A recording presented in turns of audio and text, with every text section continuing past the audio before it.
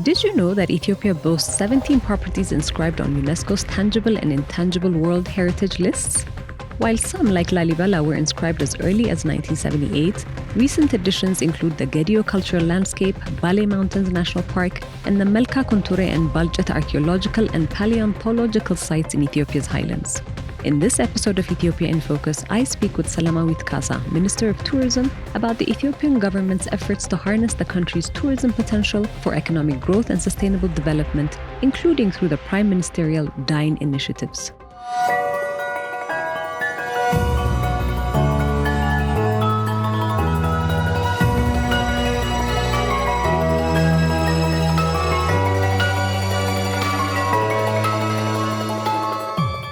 So welcome to Ethiopia in Focus, Selamawit. Thank you so much. Today's conversation is exciting, not only for the both of us, I would imagine, but for a lot of people that are interested in travel, in culture, in history, and adventure as well. And adventure. So for Ethiopia, my understanding when we talk about tourism prior to 2018, the focus has always been on historical routes. Since 2018 and over the past 6 years, particularly with the Prime Minister Abiy Ahmed championing the sector, there has been multifaceted aspects of it that have been unlocked. So to get our conversation started, I want to understand from you personally, what makes Ethiopia a unique destination?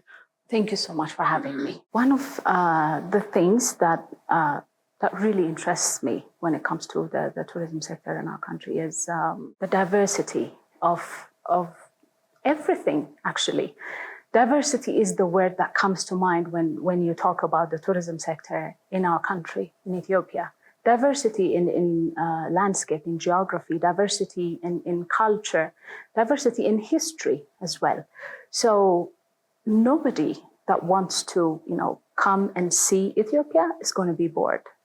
The one thing that needs to be sold to the global community, which makes Ethiopia very unique, is everyone can actually come and find something that would attract their interest. As you have said, in the past 6 years, the focus that we used to have to the sector has dramatically changed. We call ourselves Ethiopia, land of origin. Why are we saying that? We need to actually, dive into the concept of originality. So diversity and originality are these two main pillars when it comes to the tourism, the conversation of the tourism sector in Ethiopia. Originality, we're talking about the oldest humanoid in the world, Lucy, not just Lucy though. We're talking about other findings local name as well. Dinkanesh in Ethiopian, in her Ethiopian name. And you have a namesake as well, Salam? Exactly. We have Ardi as well. And a lot of other very unique and significantly important to the sector. And those discoveries have made us the land of origin. But we're not just talking about humanoids here. We're actually talking about a lot more than that. We're talking about the origin of coffee, for example. Coffee Arabica has originated in our country, Ethiopia. We're talking about the first pilgrimage of the Muslim religion, yes, the Muslim religion, followers to our country. We're talking about Al-Najashi here. When we talk about the originality, we're talking about our unique calendar. When we talk about originality and the land of origin, we're actually talking about our independence. We are the only country that has, kept independence from colonial powers. So it is actually a very layered and multifaceted concept, and that makes it very, very interesting and it's never boring. So to work towards it, to work in it, and to come and delve into the adventures, delve into the scenery of the tourism attraction sites that we have here is very, very interesting. So you've raised a very interesting point in terms of not only the originality, but the diversity, the cultural diversity, but also more importantly, in terms of landscape diversity. Ethiopia has got one of the highest points and the lowest points. With your recent travel experiences, as you embarked in your role as a minister of tourism, what were some experiences that you would like to share in terms of showcases for this diversity? This is a very good opportunity for me to talk about very interesting experiences. I am a tourist at heart, that's what I say. So one of the places I have visited was the second highest point in our country.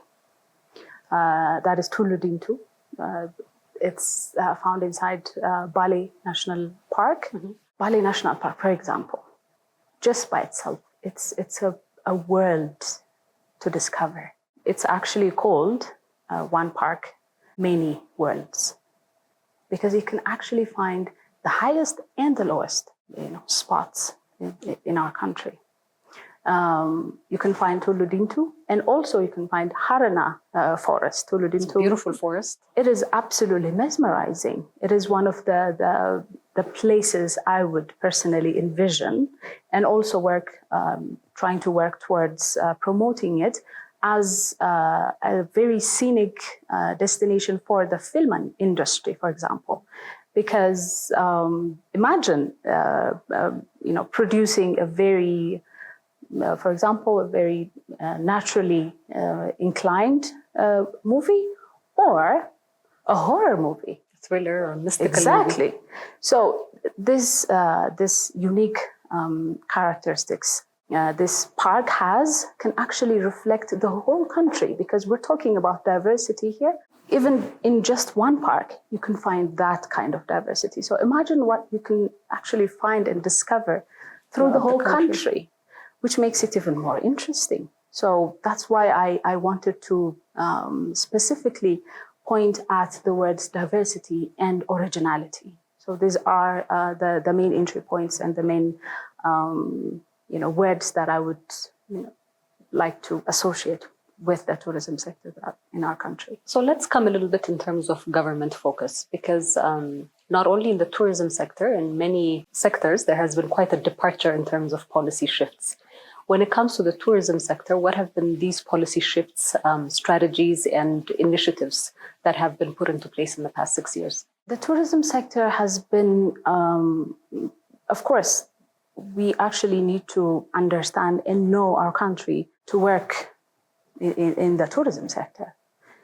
And I personally believe that someone who works in the sector should actually love their country and love everything about it, so that they can actually understand it. So you can see this kind of perspective reflected in the policy shifts as well. The tourism sector has been one of the service, the social sectors, which hasn't really been given a lot of attention. Previously, it was categorized as a social sector. Yes, so not a lot of investments have been directed towards it. Not a lot of attention has been given to it. And exploring itself, exploring the country, exploring the potential tourism attraction sites, heritage, cultural, historical, natural heritage hasn't been given that much attention.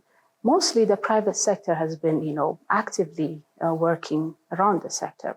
But even segmented to particular areas, because we started with the conversation of, I remember it was always the Northern Circuit, the historical route that Ethiopia was much more, famous and promoted for. Yes, and few other southern areas, for example, the Hammer community. These are only very focused and very, I don't know, I'm not sure about... fragmented? Perhaps fragmented. Yes, very somewhat not really like projecting the real Ethiopia to the world, because we're still trying to promote our country as this unique site, this unique destination route, But we're still trying to change that perspective because that has been, the main focus towards it. But now in the past 6 years, the tourism sector has been given this, the way we see the sector itself has changed completely. It's not a social sector anymore. It's actually one of the main economic pillars of our country, one of the main 5 economic drivers of the country on a macroeconomic level. So for it to be recognized as such is a huge change in the way we see the sector itself. That comes with investments. The government has been investing in the sector in a very organized, in a very strategic manner, so that it can also attract the private sector to actively participate in actually following through. The government has been investing in the sector in a very strategic and organized manner, so that the private sector can actually participate in the sector and drive the tourism activities in the country. Because in many countries, in the global perspective of the sector, the government cannot carry the load of the sector by itself. The main activities, the main players of the sector are the private, players. So attracting them, giving them opportunities, giving them perspectives, giving them, incentives, infrastructural incentives and other, investment incentives as well. That would have a huge impact in the long term when it comes to, promoting the sector itself. The government has also changed the way the public sees the sector itself, because we're now working with a population that has developed a travel culture. People are now traveling a lot. For example, the local tourism activity has significantly grown in the past few years. This has a huge impact, not only on the sector itself, but it transcends into something else as well, because we're talking about building peace, we're talking about exchanging cultural heritage, we're talking about language interactions. And this will directly impact the nation building activities of the country. And that's why tourism has a huge impact in nation building and strengthening a nation, in general. When it comes to the economy, and you rightly stated it, with incentives for the private sector and attracting the private sector, and in previous conversations as well, we've talked about how the opening up of the economy is facilitating, a conducive environment for private sector-led growth. And rightly, with tourism, even Prime Minister Abiy Ahmed has said it on several occasions, the initiatives that are being catalyzed within the tourism sector by the government are meant to open up the space. So there's some initiatives that have been undertaken by the Prime Minister. Can you expand on some of these initiatives that have been a catalyzing factor for the private sector, as well as the tourism as a pillar itself? Exactly. Let's take this conversation back to probably like 5 years, 4 years, 5 years. In the past 4 or 5 years, for example, one of this huge potential that Ethiopia has, huge advantage, is having the Ethiopian Airlines, one of the biggest airline in Africa and one of the biggest in the world as well.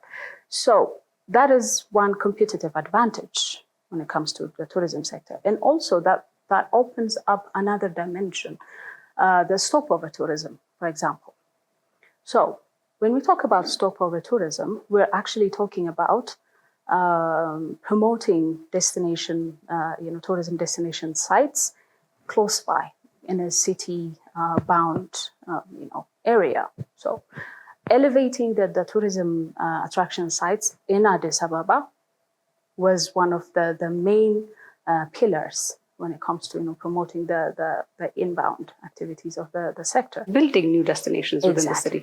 So that directly relates to the Gabata for Shaggar initiative that the Prime Minister has fulfilled. And we are also now seeing this other dimension of it in the corridor projects that also that completely changes the face of Addis and the dynamics of Addis. Now we can actually can say that 12 million people, by the way, the number is impressive. The people that pass through Bole International Airport are 12 million people per year and more sometimes. So that is a huge number. At least using some of that number, attracting some of those tourists to see the city, to see the initiatives, the newly built initiatives through Gabata for Shaggar, the parks, Friendship Park, for example. We're talking about the Abrahos Library or Unity Park, or the Science Museum. So for anybody that has about 12 hours or anything, there's a lot of opportunities, or even less than that. Even less, few hours are more than enough. If you can actually, connect those maps, you can actually change the whole game just by investing in the stopover tourism sector. So let me ask you a question around, again, the economy, because we're talking about the tourism sector being a key pillar of the economy. And post the COVID pandemic, tourism numbers have decreased throughout the world, but there has also been a recent resurgence around that. For Ethiopia specifically, some of the skepticism when it comes to tourism numbers has been about data retention. What is your ministry doing in this regard, and what are we doing within the sector to be able to understand really what kind of tourists are coming to the country, what their needs are, and what are the numbers? Yep. Understanding the sector itself is identifying where you need to, as a government, where you need to intervene and invest. So to get that clear idea, you need to have the data, you need to have the numbers, you need to have, the corroborated information. That was very vague, in the past years. That's why the ministry has been working on developing the tourism satellite account, which can map out how many tourists have come to our country in a very clear manner. But not just that. Those tourists coming here should have a real impact on the economy. So finding out what kind of economical, input the tourism sector has in the macroeconomic level would give a clear idea to think about the future plans, to invest, to promote the sector itself. So having that, the satellite account has been developed and has also, been officially inaugurated a few months ago. Not just the tourism, Minister of Tourism, but also other stakeholders will have a huge play towards using that account so that they can have a clear idea of the sector itself and the impact that it has on the macroeconomic level of the country. So when we talk about, again, with the focus of tourism as part of a key driver of the economy, infrastructure projects are key to that as well. And through the prime ministerial initiatives, there's destinations that have been developed and accessorized, or, together with that, other infrastructure projects. But let's talk about, within the larger scale, nationally, what other infrastructure interventions or projects are being undertaken and have been undertaken thus far? Yes.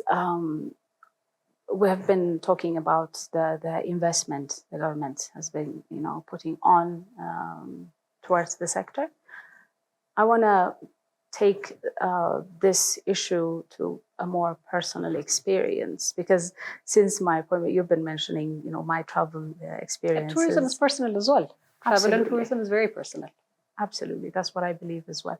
So since my appointment, I've been traveling in some places, and the two places I have seen, I want to mention them here, are, for example, the Fasilides, Gondar.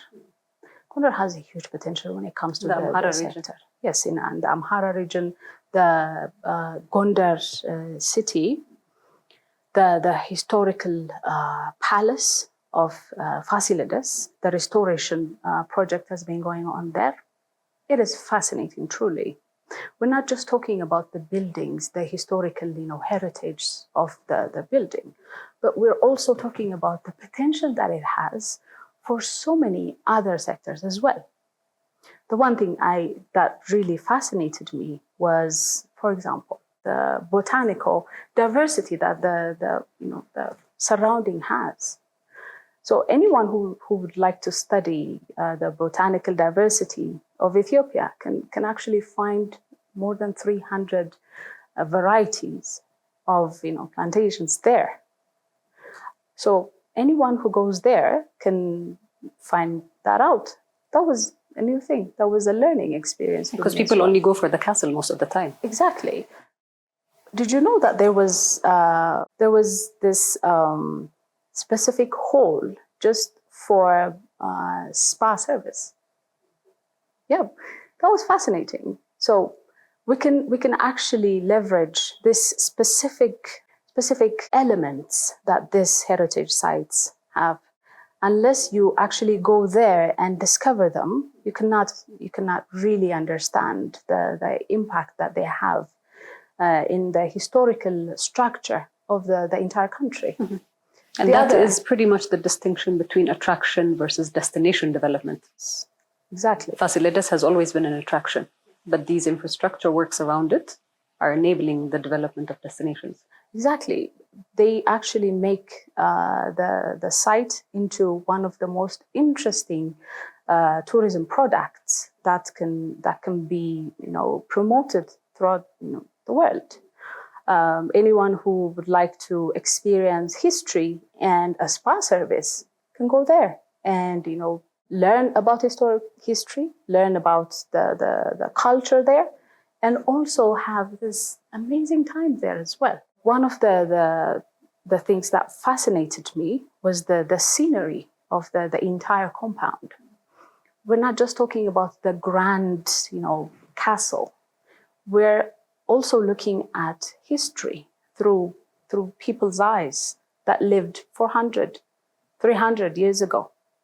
So understanding their vision, understanding where those people were while they were building those castles could give this unique element of understanding Ethiopia in general. The other restoration site I have seen was the Juma Abba Jafar Palace restoration project in the Oromia region. In Oromia region, discovering that the restoration project has been going on for the past few months.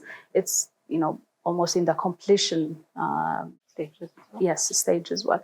But we're not just talking about the palace there. We're talking about the whole surrounding. We're talking about this huge area which can be developed into one of the biggest coffee tourism sites in our country. We're talking about, for example, the civet coffee. Yeah, the civet coffee. There is this farm that specifically breeds civets there. So the civet produced coffee is one of the most expensive coffees in the world. That was practiced in that area, in the palace area, for so many years. That is already intertwined with the way the community lives there. Incorporating that into the tourism attraction site and using it to attract tourists, to sell history, to sell narratives, to promote our country. It is one of it needs a unique way of looking at Ethiopia in general. So you have to actually go a bit deeper and go a bit closer to understand the beauty, to understand the magnificent heritage that we have. I think even close to the city, there's many other restoration works that are happening throughout the country, including the restoration of the rock-hewn churches of Lalibela. What about in Addis? I believe the National Palace is also another key asset that the government is working on. Yeah, one of the things the government has been so successful at was diplomacy, and using that to actually change the way we see the sectors. One sector that has leveraged from this active and strong diplomatic activities of our Prime Minister is the tourism sector.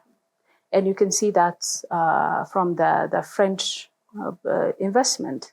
I recently had a meeting with the foreign minister of the French, and in our discussions, we've been talking about the restoration project in Lalibela, but that has now went into phase 2, that covers a whole lot of area. So the outside of restoring the church, yes, itself. Outside of the restoring the church, even outside of the city itself.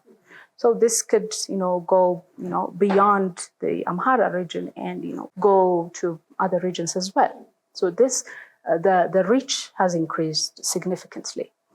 The other project that France government is supporting us on is the restoration project in the National Museum. They have been gracious enough to support the restoration project in the humanoid section where Lucy resides. But also the restoration project has now went into the other phase that in the second level. And that's the recent one that you've recently signed, I believe. Yes. That is the second level of the National Museum, where you can find one of the most beautiful and most significant artworks of our country. So anyone who would like to understand what art and history, combines in our country, that's where they should go. So restoring that can directly impact the art sector as well. So investments in this sector highly, changed the way we see the sector itself. So there's a lot of history, there's a lot of culture, there's a lot of natural attractions that we're capitalizing on. Oftentimes, there's a lot of questions that emerge because of our recent past and incidents of insecurity that we have dealt with. Related to that, what is, because it's important in relation to tourism, what are some of the measures that are being taken in terms of making tourism and travel secure in Ethiopia? Yes, tourism and stability and peace cannot, go separately. These are the two. Yes, they directly impact one another. Some incidents have impacted the tourism sector in our country. Some incidents that happen in a specific area have been overcapitalized to taint the whole country and change the way the global community see our country, which is very unfair, to be honest.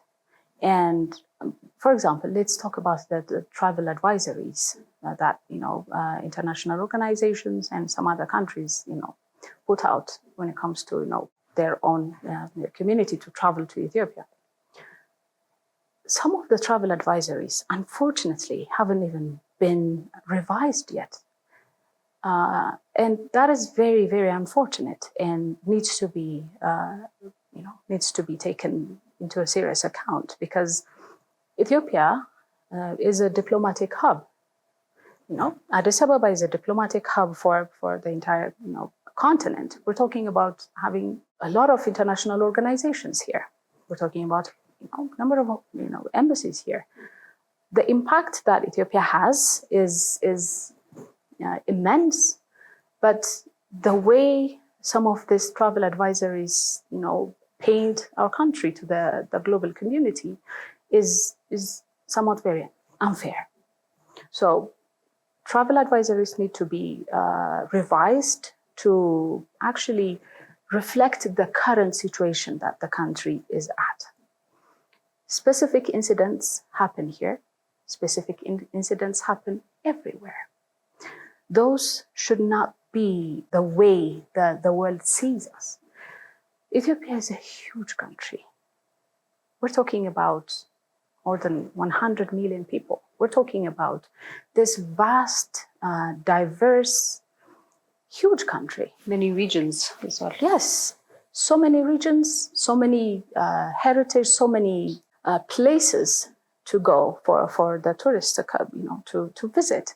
So it's not just about one place. It's not just about one incident. We're talking about the whole country. So these international organizations, countries, when they actually see this, travel advisors, and when they look into the activities of revising this, they need to consider the potential and the vastness of this country. They need to actually understand the country. So one of the things that the ministry has been doing so far is promoting familiarization trips for embassies and diplomatic community that reside here in Addis Ababa. So introducing them and showing them what Ethiopia really, is, would give them, a clear perspective of, how the country operates. So they can actually have a clear understanding, have a vision, and actually love, the country as well. So, Relatedly, because there are processes that the government has been undertaking in terms of bringing armed actors to the table. There's been recent successes in that regard, particularly in the Oromia region. And there's other attempts where there's active armed, resistances. Where do you see the role of tourism in peace building, particularly in areas that that are post-conflict as well? Yes, the government has been taking measures towards peace building, and we can mention strong initiatives that the government has taken so far. Transitional justice, the commission itself that incorporates the entire country, and the participation of the public as well. But when we talk about the tourism sector and the peace building process, we're talking actually about the community on the ground. So the community needs to own the activities, the peace building activities. For that to happen, we need to empower the public. We need to let them know that the tourism sector is not just about the historical, attractions. It's not just about attracting foreigners to our country. It's actually about their livelihood, and it's actually about their identity as well. Because those historical attraction sites we're promoting to the world, those cultural heritage, those natural, attributes. Yes, all of those, they actually are our identity.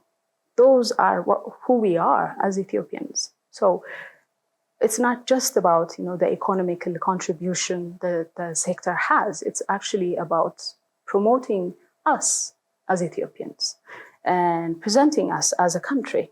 So the community needs to own the sector itself, needs to own the heritage, needs to promote it as well. So protect and promote. Protect and promote, absolutely. For example, one of the things I have seen in my travels throughout, the Bali National Park, was the high and active engagement of the public towards, the conservation process of the national park there. There were, challenges throughout the years, but the public has understood what the park means and protects it like their own. And I've been, I had the privilege of talking to elders there, and they you can see it from their faces. You can see it from, the way they talk about the park, what it means to them. And that kind of, attention, that kind of contribution, that kind of, participation towards, owning the sector itself can have a huge impact when it comes to the peace building process, in the general, in the nation as well. You've talked earlier about diversity as a key feature of Ethiopia's tourism. You've talked about the community and identity being important when we're showcasing these tourism assets. And you've also talked about the increase of domestic tourism. How does the nexus among these three support peace building? Yes, when people travel, they don't just travel to see, heritage sites. They don't just, go see for example, the Nyala or, Red Fox, or they don't just travel to see the palaces. They actually go there to experience the places. In experience, there comes understanding. In experience, there comes, connecting. We're talking about the language connection. We're talking about cultural connection. Food connection, exactly. Culinary tourism. It's a common language throughout.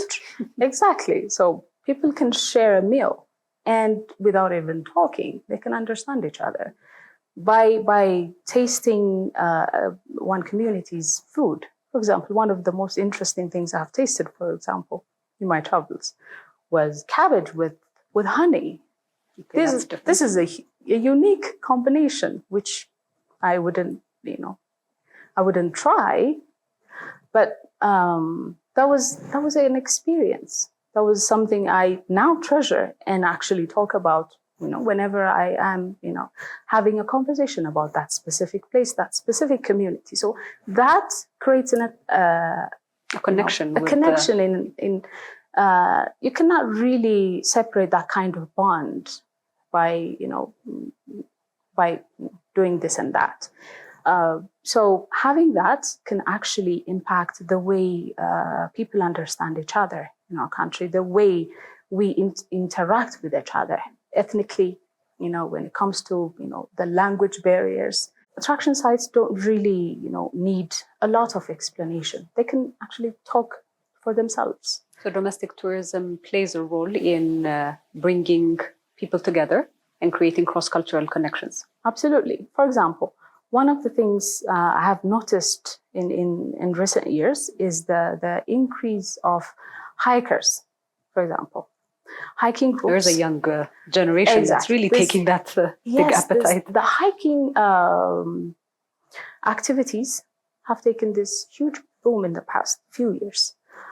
These activities, they don't just introduce the public to the surrounding area.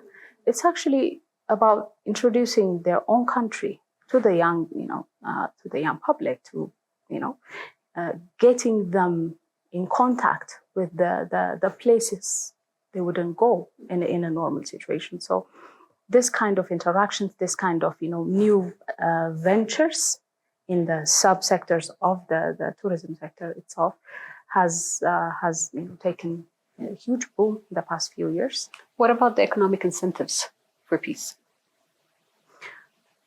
Particularly when we look at, for example, perhaps we can talk about community tourism, communities that are being supported to engage in tourism. Is there an incentive for them through this enhanced activities and financial flows that maybe come to them to preserve their peace? Yes. A good example for this specific subject is Wanchi Eco Lodge.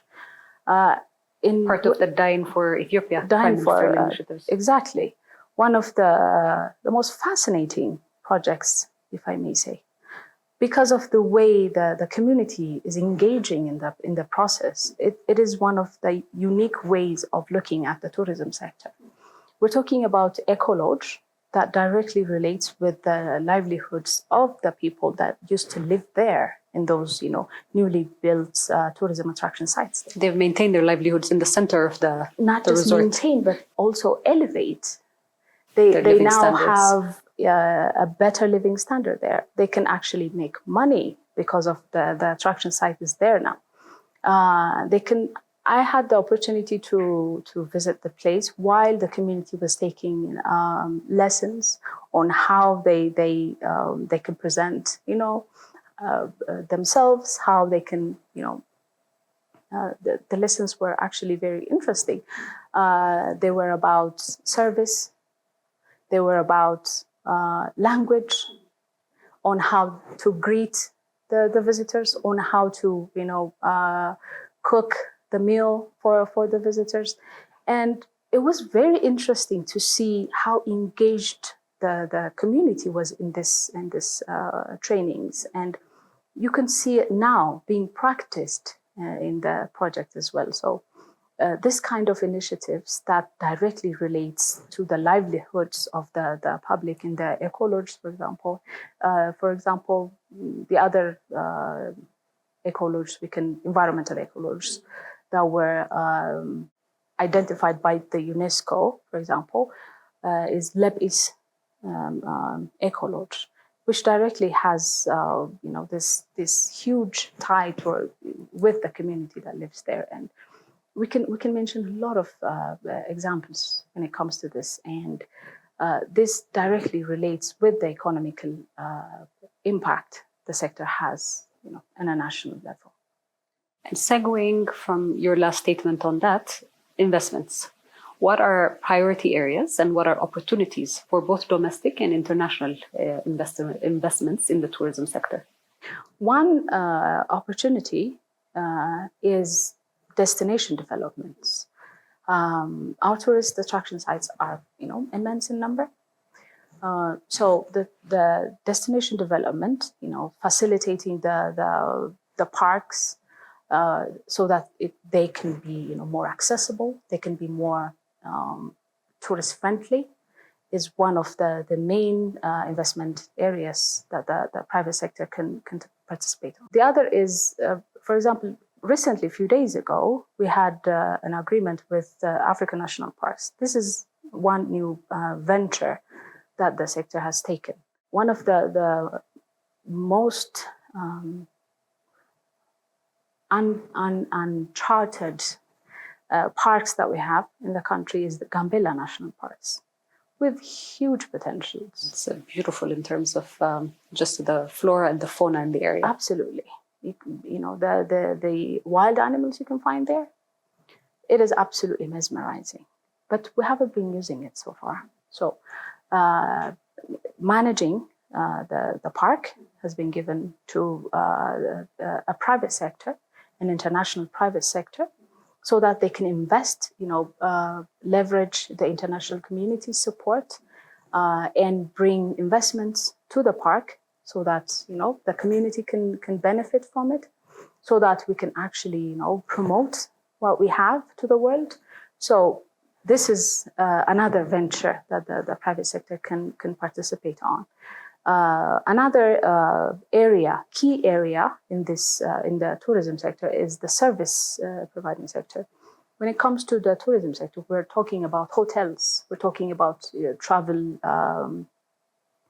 agencies, Mm-hmm. We're transportation, talking about institutions as well. We're talking about tour guides. So it has huge potential for the private sector, very untapped. The number of tour operators in our country is very small compared to the potential that we have. So this sector itself, this subsection itself, has a huge space for the private sector to come and participate on. We're talking about hotels. Of course, there have been immense investment when it comes to building this high-end, high-class hotels for the MICE tourism. But still, comparing the potential to the investment of the private sector,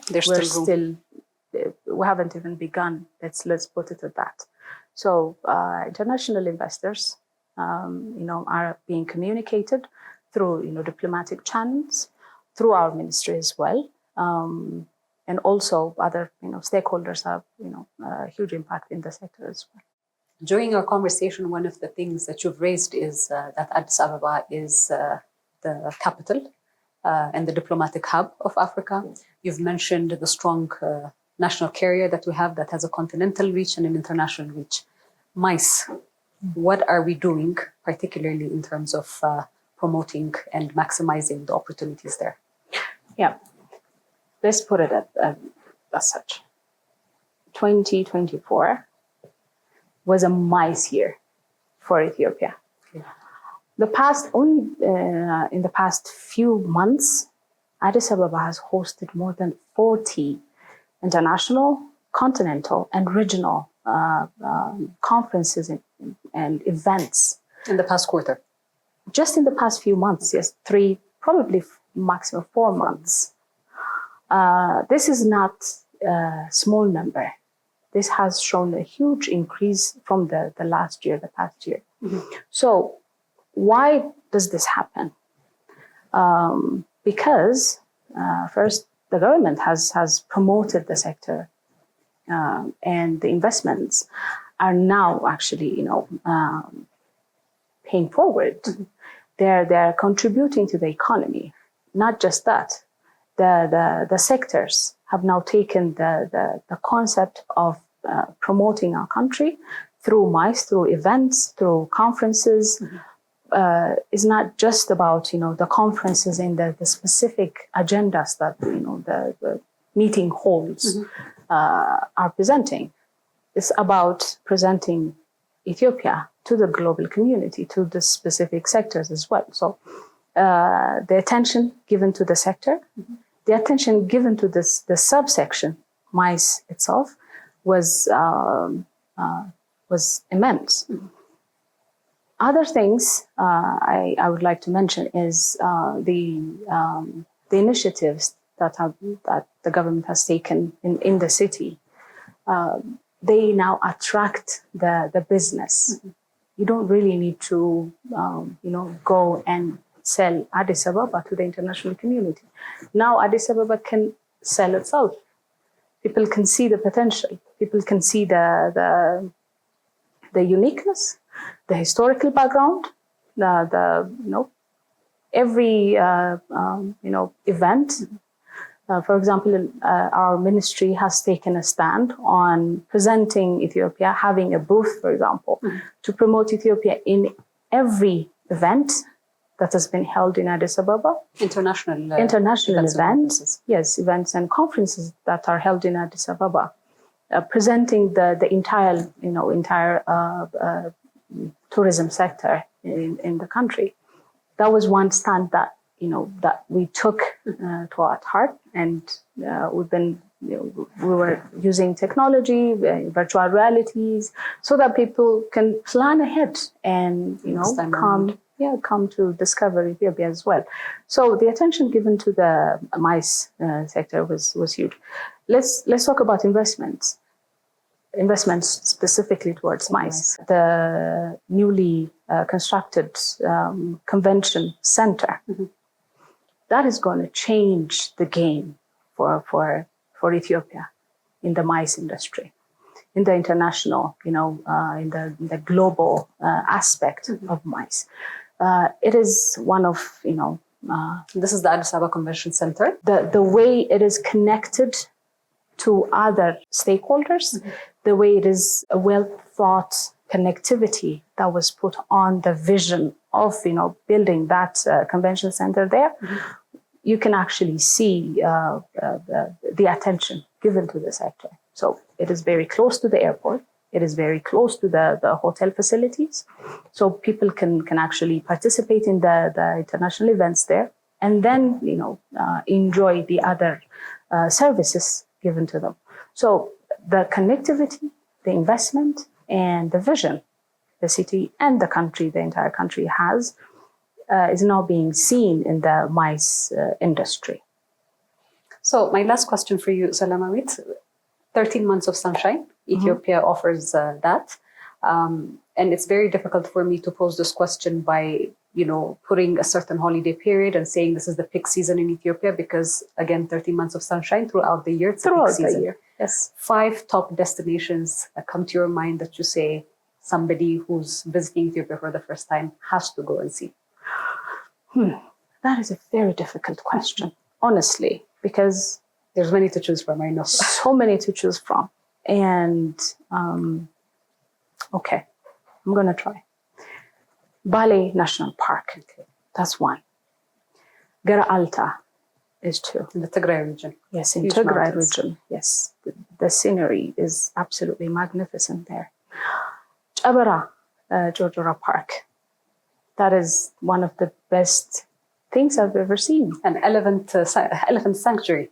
Exactly. And one of the destinations for the Prime Minister projects. I came very close to the elephants, and that was actually the highlight. And the way the lodge has been built, you can actually see the vision towards it, the way we actually see our country. It's been, implemented there. The beauty, the specificity of the what else?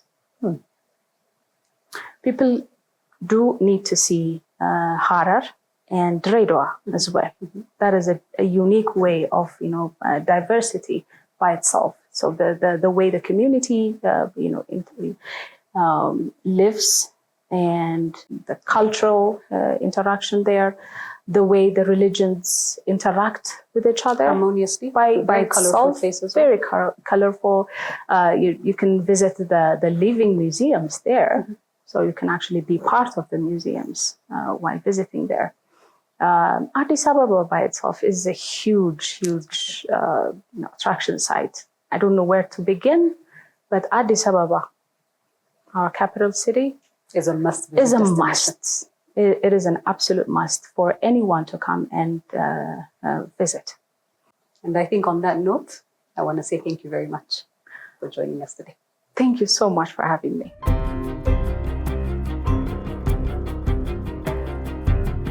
In the short run, for being climate smart and investing in climate actions, costs, of course, long-term benefits are there.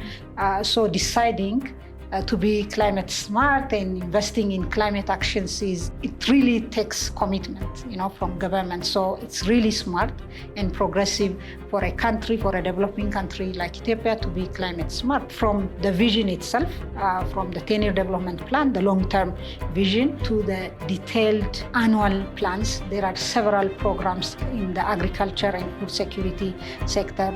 Of course, other sectors as well, the energy sector, for instance, programs in the transport and logistic sector, which strictly speak to our climate resilience vision.